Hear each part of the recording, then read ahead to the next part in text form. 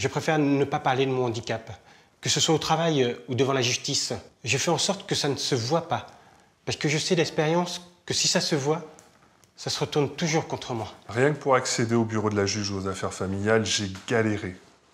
Ça m'a mis en retard et quand je suis enfin arrivé au bon endroit, j'étais essoufflé, agacé.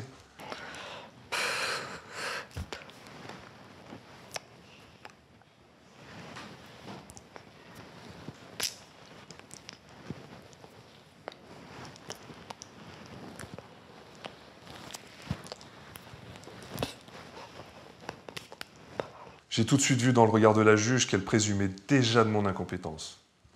Compliqué quand on est là pour demander la garde partagée de son fils.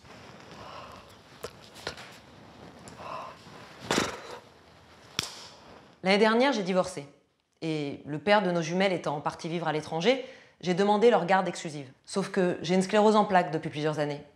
C'est une maladie qui est reconnue comme un handicap à plus de 80% par l'administration. Mais qui, devant la justice, s'est retrouvée être un argument contre moi. Au prud'homme, ils ont dû trouver mon comportement étrange.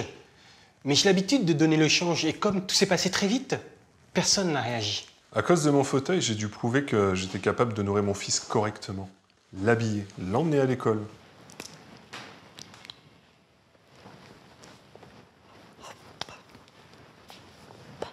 J'ai même dû fournir un certificat pour attester que son hygiène était irréprochable. On n'aurait jamais demandé ça à un père marchant sur ses deux jambes.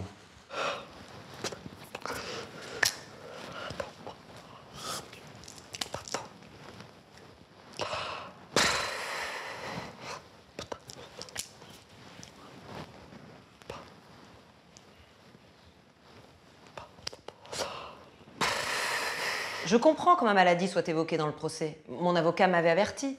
Par contre, je n'accepte pas que les débats tournent sans arrêt autour de mon état de santé. J'ai perdu en première audience, puis j'ai gagné en appel. Ce combat a laissé des traces. Il n'a jamais été démontré que ma sclérose en plaques rendait la garde impossible. C'est dur d'être toujours regardé comme quelqu'un qui ne peut pas, qui ne sait pas, qui n'est pas capable. On a toujours évoqué ma maladie comme un danger dont il fallait éloigner mes filles. Comment garder confiance en soi? Et surtout, comment ne pas transmettre mes doutes à mon fils qui a besoin de voir en moi un parent solide et rassurant? La maladie, le handicap, la fragilité, ça fait partie de la vie. Nous séparer ne les protège pas, au contraire. Il faut juste veiller à ce qu'elles gardent leur place d'enfant. Et c'est ce que je m'évertue à faire. Bien sûr, dans une société idéale, j'aurais parlé de mon handicap, que ce soit au travail ou devant la justice, comme si c'était quelque chose de normal.